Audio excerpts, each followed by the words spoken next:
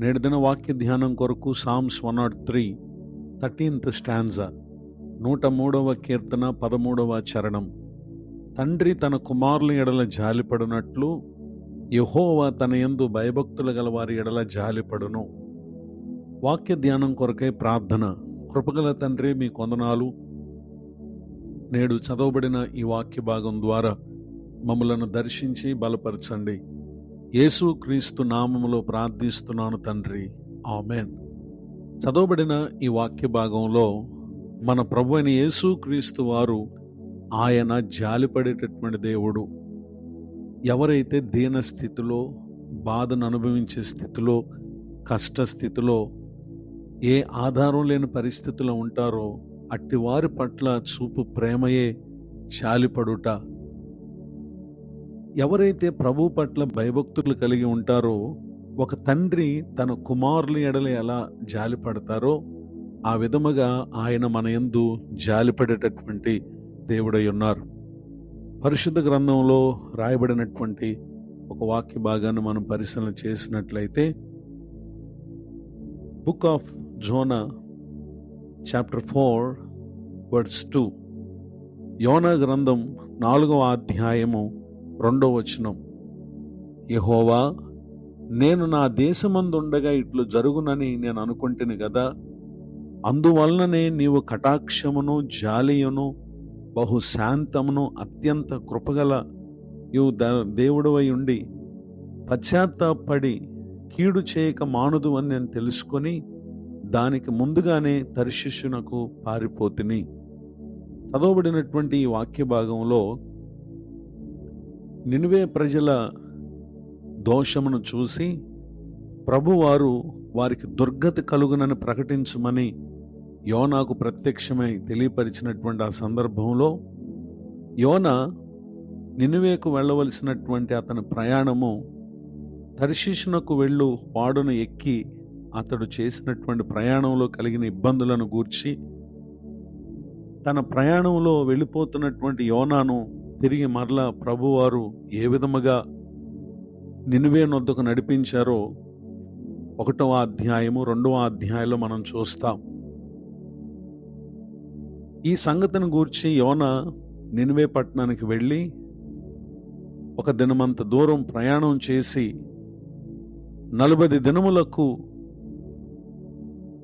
నినివే పట్టణం మీదకి నాశనం రాబోతుంది అనేటటువంటి విషయాన్ని అతడు ప్రకటన చేయగా, నినివే పట్టణంలో ఉన్నటువంటి ఆ పట్టణపు వారు దేవుని యందు విశ్వాసముంచి ఉపవాస దినము చాటించి గనులేమి అల్పులేమి అందరు గోనెపట్ట కట్టుకునే రాజు సహితము ఈ మాట వినబడినప్పుడు అతడు తన సింహాసనం మీద నుండి దిగి తన రాజవస్త్రాలు తీసివేసి గోనెపట్ట కట్టుకుని బూడిదలో కూర్చున్నారు.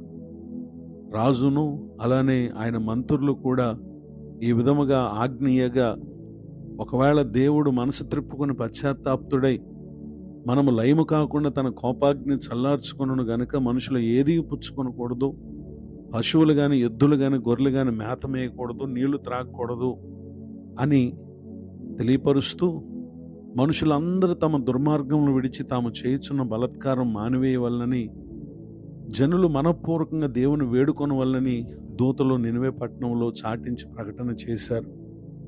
యోనా వర్తమానం విన్నటువంటి వీరు ఈ విధముగా పట్టణంలో ప్రకటన చేయగా, ఈ నినివే వారు తమ చెడు నడతలను మానుకొనగా, వారు చేయుచున్న క్రియలను దేవుడు చూచి పశ్చాత్తాప్తుడై వారికి చేయదునని తాను మాట ఇచ్చిన కీడు చేయక మానినటువంటి విషయాన్ని ఈ పుస్తకంలో మనం చూస్తాం. ఆ విధముగా వారి మీదకి రావలసినటువంటి దుర్గత నుండి దేవుడు వారి యందు ఆయన జాలిపడినటువంటి ఈ సందర్భాన్ని జ్ఞాపకం చేస్తూ యోనా పలికినటువంటి మాటలన్నీ మనం చదివి ఉన్నాం. నిజమే, ఎవరైతే తమ చెడు నడతలు మానుకొని దేవుని పట్ల భయభక్తులు చూపి పశ్చాత్తాపడతారో నిశ్చయంగా ఆయన వారి యందు ఒక తండ్రి తన కుమారుని ఎడల జాలిపడినట్లు ఆయన జాలిపడేటటువంటి దేవుడై ఉన్నారు. ఈ మాటలు వింటున్నటువంటి నా ప్రియ సహోదరి సహోదరులు, మానవులమైన మనల్ని సృజించినటువంటి దేవుడు ఆయన మన పాపమును బట్టి ఆయన శిక్షకు అప్పగించే దేవుడే. కానీ ఒక వ్యక్తి తన పాపమును గుర్తించి దేవుని వర్తమానం ద్వారా గ్రహించి మారుమనసు పొంది ప్రభు తట్టు తిరిగితే నిశ్చయముగా ఆయన మన యందు జాలిపడేటటువంటి దేవుడై ఉన్నారు. కనుక ఆయన ఎంతమాత్రం మన యందు కఠినముగా చూపక నిశ్చయముగా మన యందు కనికరం చూపేటటువంటి దేవుడు యేసుక్రీస్తు ప్రభువారు. కనుక మీ అవిధేయతలు, దేవుని దృష్టి ఎదుట కనబడు దోషములు, అవి ఎలాంటివైనప్పటికీ అవి మీరు దేవునికి మీకు అడ్డుగా అనేటటువంటి విషయాన్ని గుర్తించి వాటి వలన మనకు నష్టము, నాశనం కలుగుతుందని గ్రహించి ఆయన తట్టు తిరిగినట్లయితే నిశ్చయముగా ఆయన మన యందు జాలిపడేటటువంటి దేవుడు.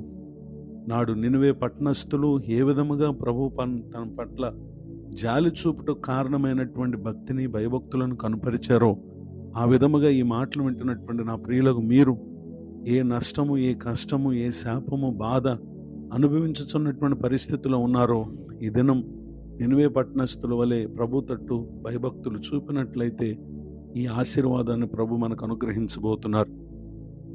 ఇటు దీవెనకు నా ప్రియులకు మీరు పాత్రులు కావాలని కోరుతూ ఈ మాటలు ముగిస్తున్నాను. ప్రార్థన. కృపగల తండ్రి, వందనాలు. నేడు విన్న ఈ మాటల ద్వారా మమ్మల్ని మీరు దర్శించినందుకు స్తోత్రం. దైవజనులను, వారి కుటుంబాన్ని, పరిచయం దీవించండి. నూతన సంవత్సరం దయాకిరీటాన్ని దినం పొందిన మా ప్రియులను ఆశీర్వదించండి. కృపాక్షేమలు ప్రతి ఒక్కరు కలుగు చేసి దర్శించి మేలు చేయమని యేసుక్రీస్తు నామములో ప్రార్థిస్తున్నాను తండ్రి. ఆమెన్. తండ్రి, కుమార, పరిశుద్ధాత్మ దేవుడితో నడిపించునుగాక. ఆమెన్.